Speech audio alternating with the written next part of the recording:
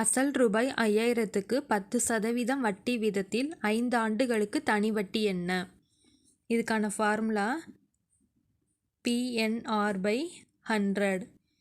P principal வந்து ரூபாய் 5000, N 5 ஆண்டுகள், R 10% வட்டி. 5000 இன்ட்டு N வந்து 5 ஆண்டுகள் இன்ட்டு 10.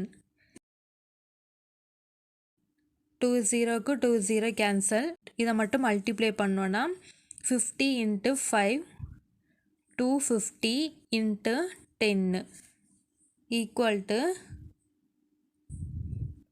250ஐயும் 10ஐயும் மல்டிப்ளை பண்ணோன்னா 2500.